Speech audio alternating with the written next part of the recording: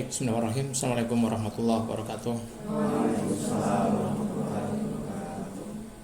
Bismillahirrahmanirrahim. Alhamdulillahirabbil alamin. Asyhadu an la ilaha illallah wa la syarikalah. Asyhadu anna Muhammadan abduhu wa rasuluhu. Allahumma shalli ala Muhammad wa ala alihi washabihi wa man wala. Kita baca beberapa ayat ya yang terkait dengan waktu. Quran surat Al-Hasyr ayat 18 sampai 20 ya. Baik, monggo. A'udzubillahi minasyaitonirrajim. Ya ayyuhalladzina amanu. Ittaqullaha. Wal tanzur. Nafsum ma qaddamat. Lihodin. Wattaqullaha innallaha khabirum bima ta'malun. Wala takunu kalladzina nasullaha. Wala takunu kalladzina nasullaha fa'ansahum anfusahum. Ulaika humul fasikun. La yastawi ashabun nar wa ashabul jannah. Ashabul jannati humul faizun.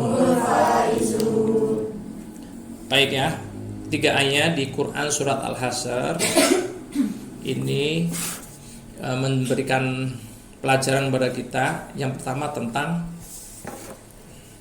agar kita ini menyiapkan diri. Ya ayyuhalladzina amanu taqullaha wal tanzur nafsum ma qaddamat lihat. Wahai orang yang beriman, ini diperuntukkan kepada mereka yang punya iman.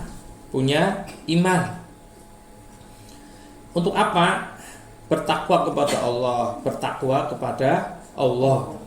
Yang pertama untuk kita ini bertakwa kepada Allah. Takwa itu saya sering menyampaikan di khutbah ya. Itu tentang pertama makna takwa itu takut. Takut itu ya.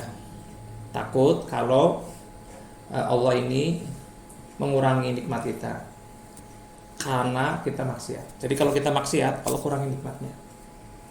Jadi maksiat itu bikin rezekinya menjauh,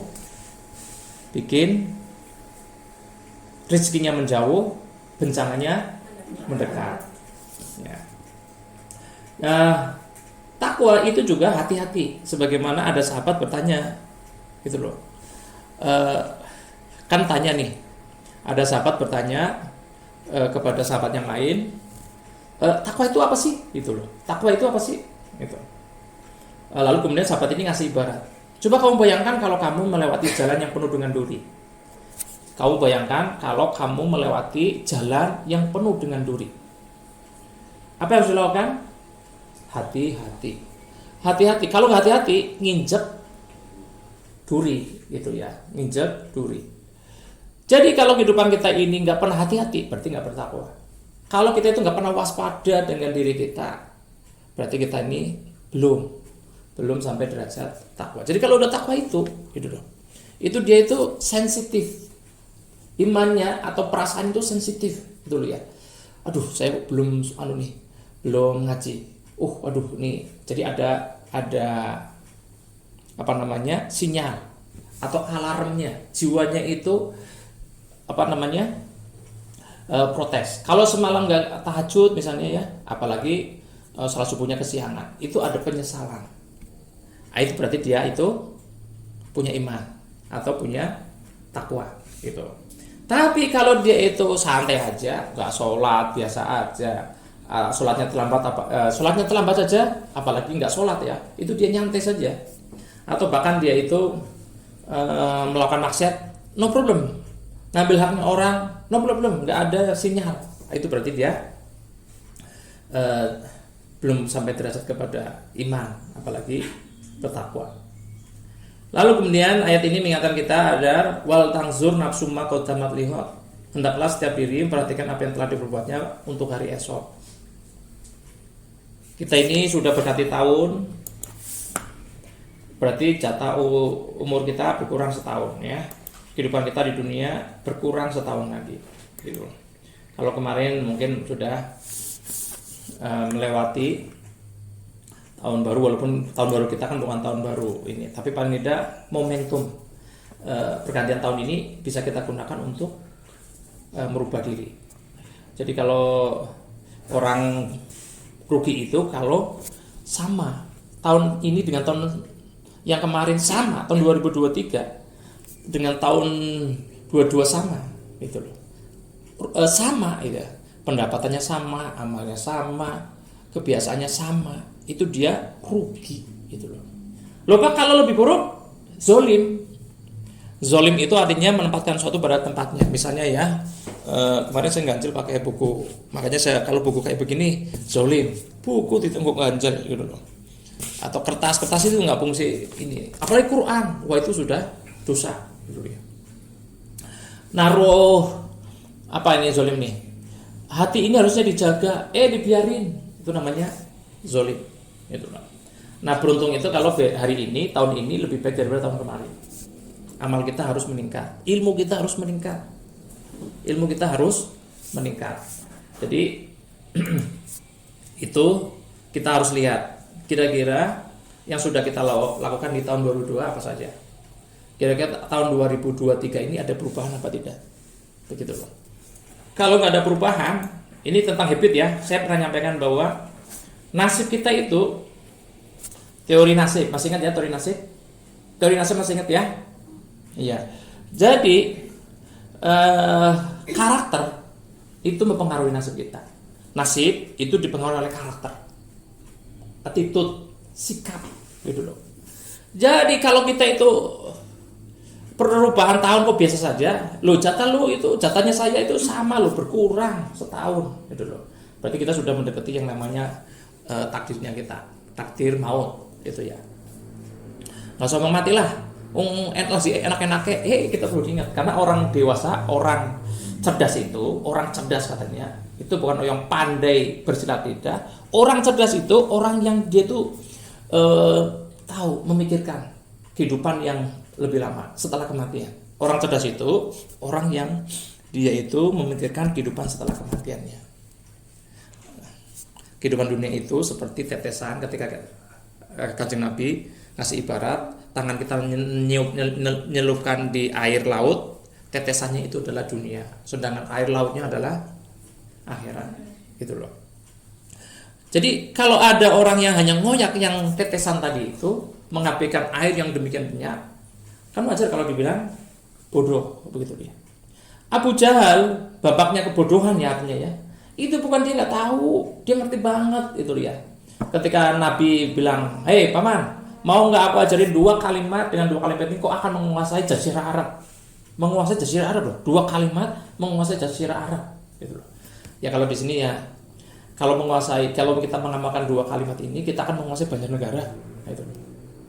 Lalu sekarang jangankan menguasai Banjarnegara, menguasai rumah saja, keluarga saja, itu loh. Kita tidak mampu, nauzubillah ya. Nah, kembali ke tadi ini. Jadi 2 kalimat yang ditawarkan ke pamannya itu, kan Abu Jahal bilang begini, jangankan 2, 10, saya mau, begitu loh. Tapi Abu Jahal menolak, kenapa? Karena yang di 2 kalimat itu adalah la ilaha illallah Muhammadur Rasulullah. Dia merasa, aduh, kalau saya nanti masuk Islam berarti saya nasibnya sama dong dengan Bilal. Bilal itu bekas budak. Ada gengsi. Jadi ada gengsi. Lah, kok ngomong apa? Itu ya. Kamu bilang apa sih? Gitu loh. Jadi diabaikan. Kembali ke sini. Jadi kita ini diminta di ayat ini supaya perhatian dengan apa yang sudah kita lakukan untuk hari esok, untuk hari akhirat, gitu loh ya. Jadi teman-teman sekalian, dunia ini yang kita cari itu sebenarnya hanya sarana. Jadi ada tujuan. Makanya saya sering tanya ke anak saya, kamu tujuan hidupnya apa sih? Jadi kalau tujuan hidup ini nggak jelas, memang ini ya, hidup itu ngalir. Hanya dia itu bangun tidur itu nggak ada gairah, nggak ada semangat. Kenapa dia tahu lah yang penting aku hari ini gitu ya. Jadi hidup seperti dia tidak berarti. Kenapa? Karena dia nggak punya mimpi, karena nggak punya tujuan. Kamu ini mau kemana gitu ya. Ini saya tanya sama diri saya, kira-kira mati kita tuh mau desain seperti apa? Kalau kita mati itu desainnya seperti apa? Kira-kira kalau hari ini mati, kira-kira banyak yang taziah nggak? Kayaknya ora ya, dulu ya.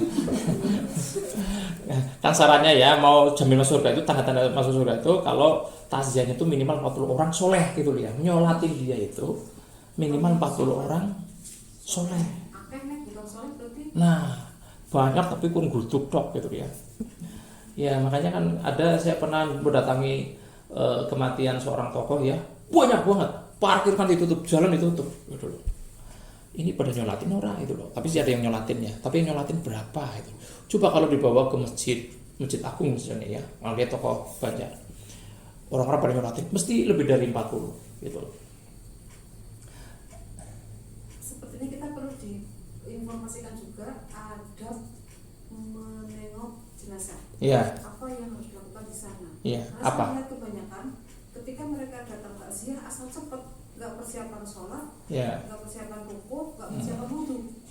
Kalau orang punya iman mesti dia akan mendatangin itu niat untuk menyolatin. Oh, berarti tergantung amalan sih. Iya kan, loh, yang dia itu mau datang itu karena melas gitu loh. Tetangga orang kepenak. Kan itu niatnya bukan karena dia mau ngambil pahala dari taziahnya gitu loh. Atau dia kepengen, saya pernah dapat kebaikannya, saya harus mendoakan, maka saya harus datang menyolatin gitu. Ini kan orang yang punya iman gitu. Jadi padahal itu kan jadi amal ya, amalnya kita yang taziah, bukan amalnya senang banget didoain oleh kita. Enggak, dia nggak butuh, karena sudah terputus loh doanya kita ini belum tentu gitu ya. Tapi kita ingin dapat keutamaan dari ketika kita taziah. Nah kembali ke tadi ini, jadi kita perlu mendesain ini. Makanya ya kan gini, banyak kemarin saya nyampaikan tentang 8 hal itu banyak orang itu ngikutin saja, nggak punya tujuan gitu. Jadi hanya fokus ke dunia saja. Padahal dunia itu hanya gitu loh. Bahkan saya pernah ngasih gambaran kan, orang jungkir balik 2 tahun kerja di luar negeri mendapatkan duit gitu ya. Ini betapa bodohnya ya. Ya lagi-lagi kita kadang juga bisa begitu. Pulang dia bangun rumah, gedung-gedung masih mau bangun sampai lantai 2, apa yang terjadi? Kena gempa, hancur gitu loh. Berarti 2 tahun sia-sia. Atau pernah kita mendengar ada orang ngumpulin duit banyak ketipu gitu loh. Kemarin saya ketemu ada rombongan Banjar, gede banget nih. Ada adik angkatan saya yang katanya dia itu bisnis, dia itu dicari-cari karena dia melarikan uang 200 miliar gitu loh. 200 miliar ini udah angkanya udah gede banget gitu ya. Waduh gitu ya. Kami lagi nangani lembaga keuangan yang asetnya 2,5 miliar, cashnya nggak ada aja pusing gitu loh. Ini 200 miliar. Ya, emang makumnya belum sampai gitu ya. Belum sampai. Tapi lagi-lagi ini dunia. Dulu pernah saya nyampaikan ya, ada orang punya hutang bangkrut 67 miliar gitu loh. Itu aja sudah ya pusingnya bukan main begitu loh. Tapi lagi-lagi ini dunia gitu loh. Ada orang ngalamin. Kita aja yang belum sampai. Jadi hitungannya dunia itu sangat relatif, gitu ya, sangat relatif. Kadang kita tadi, sebagaimana orang tadi itu mencari dunia berjibaku sampai besar, tapi nggak dibawa, itu nggak dibawa mati. Kembali ke tadi. Jadi ini kita supaya perhatian. Ingat ya, nanti ketika kita mati itu teman kita siapa sih? Amal kita tok loh ya. Pasangan kita nggak mau nemenin, mau kalau istrinya ayu banget nih Mas Dimas yang misalnya nanti nikah cantik banget mati, kamu mau nemenin dia di kuburan? Nggak mau lah gitu. Kita punya anak misalnya nanti saya mati nih anak saya mau nemenin saya di kuburan nggak mau, kuburan aja nggak mau gitu ya. Iya kan konyol banget masa mau nemenin di kuburan gitu ya. Jadi yang jadi teman kita hanya amal. Nah sekarang teman-teman dunia ini yang kita terima. Saya bolak-balik ingetin supaya kita itu tidak fokus pada yang 12%. Ingat ya 12%, 100% sama dengan 12% dan 88%. Jadi kalau kita cerdas itu Coba fokuslah yang 88%. Walaupun ingat ya, kalau 12%-nya nggak dilakukan, ini juga salah gitu loh. 12%-nya yang ikhtiar itu, kalau nggak kita kerjakan, kita juga nggak dapat pertolongannya Allah SWT. Maka gitu loh ya, kita harus pakai jalan yang benar, melibatkan Allah SWT. Ya, saya sering atau pernah bertanya kepada panjenengan, apakah kalau kita nggak kerja, lalu kita nggak dapat duit, kalau kita diam di rumah, apakah kita nggak pernah akan dapat duit? Dapat. Nah, berarti, nah sekarang kalau kita ikhtiar nih, kita lakukan dua-duanya. 12% kita lakukan, lalu kemudian kita juga lakukan yang 88%. Ini dasar insya Allah begitu ya. Jadi kita mulai rubah caranya. Saya ngalamin loh ya, ini kan usia 46. Caranya dulu mungkin sama seperti panjenengan hari ini itu. Mungkin diantaranya, mungkin jenengan sudah berubah. Kalau dulu kan saya nggak ikut pengajian seperti ini pagi. Tapi dulu itu kita ya motor bayangannya Pak ngutang. Lalu kemudian ketika baru punya gaji yang agak gede dikit, bayangannya punya mobil gitu ya. Mobilnya ngutang lagi begitu ya. Terus lagi apa? Punya bisnis, mau bangun bisnis, ngutang lagi begitu ya. Apa-apa bayangannya gampang gitu loh. Akhirnya apa? Ya sampai hari ini nih, ibaratnya memperbaikinya itu karena mulai dari start yang salah gitu. Lalu kemudian dulu punya pendapatan karena ya tadi ingat ya, pendapatan kita itu karena dikurangi hutang, apa yang terjadi? Pendapatan kita jadi kecil. Jadi saya ingin nyampaikan panjenengan, sekarang jenengan punya pendapatan yang kecil gitu loh. Tapi yang kecil ini kalau dikelola dengan benar gitu loh, insya Allah ini akan jadi tidak kalah dengan yang pendapatannya gede gitu loh. Kalau yang kecil ini dikelola dengan benar. Nah, saya memang belum mempraktekkan yang namanya sedekah dipaksa setiap hari itu. Jadi saya ngamatin ya orang-orang yang dia pakai jalur yang benar itu. Dia sedekahnya itu luar biasa itu. Ini saya ngomongin ke jenengan, saya juga ngomongin ke diri sendiri. Sedekahnya itu nggak main-main gitu loh. Memang setan itu pintar gitu miskin. Orang cuman punya duit sedikit, pendapatan kecil dikurangi sedekah, ya tinggal seberapa lah pendapatan kamu kan gitu ya. Jadi setan itu saja bisikin supaya kita itu miskin gitu. Jadi kalau kita sedekah nanti takut miskin, takut duitnya kurang gitu loh. Padahal saya lihat ya, hampir semuanya orang yang berhasil itu ketika dia berapapun pendapatannya, dia paksa gitu loh. Dan itu setiap hari gitu loh. Dan itu setiap hari. Ini dia menggunakan cara. Nah setelah itu dia itu angkat tangannya berdoa. Ingat ya, berdoa hari ini boleh jadi 4 tahun baru kemudian kesampaian. Tapi kan mending dimulai dari hari ini. Ada yang kepengennya langsung berdoa langsung diijabah. Itu juga kayaknya nggak ada itu loh kayak gitu. Jadi doanya kita itu harus juga istiqomah itu ya. Baik, saya kira ini sebagai tadkir ya. Mungkin kita lanjutkan besok terkait dengan ayat ini, tapi ini menjadi takdir bagi kita semuanya. Kenapa di ayat ini ada 2 kalimat takwa itu double gitu ya. Di ayat ini kalimat bertakwalah kepada Allah, tadi bertakwa itu suruh hati-hati ya, itu ada 2 kalimat takwa, 2 kata takwa ya. Ini Quran surat ke 59 ya. Itu sudah berarti otomatis, kayaknya dia otomatis ya. 59. Oh iya, tolong. Berarti orang otomatis. Oh, otomatis. 18 nih ya.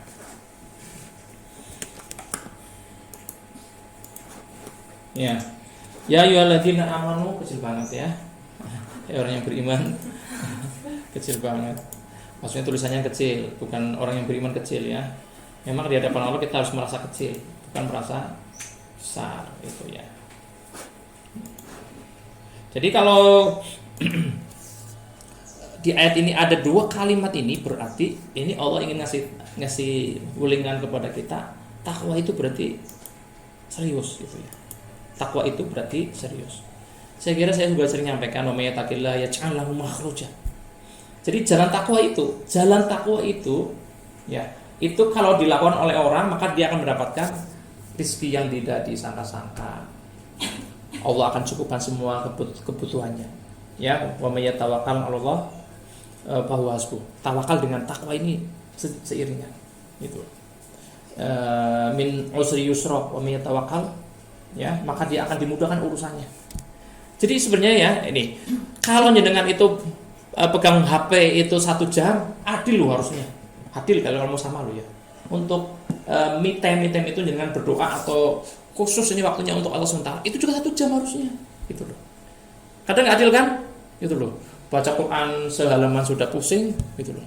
Baca WA berjam-jam, asik banget, gitu loh ya. Gitu. Jadi harusnya gitu. Tapi minimal begini teman-teman. Saya menyarankan ya, jalan takwa itu memang butuh perjuangan, butuh yang namanya jiddiyah atau kesungguhan. Jadi ini saya ingin menyampaikan bahwa takwa ini harus kita lakukan. Apa tadi takwa? Hati-hati. Apa itu takwa? Takut. Takut itu jenengan itu sekarang kalau lagi melakukan tindakan maksiat ya, itu ingat Allah SWT. Iya. Ini kalau saya terus-terusan, nikmat saya akan dikurangi. Minimal rezekinya sempit begitu loh. Mikirnya rezekinya jadi jauh gitu loh. Wis toh, jenengan cari, saya tak lihat ya, ada orang yang pendapatnya gede banget. Apakah dia bahagia? Ada, ya, yang kelihatannya bahagia, terlihat bahagia gitu loh. Bahkan kalau sakit luar biasa gitu loh.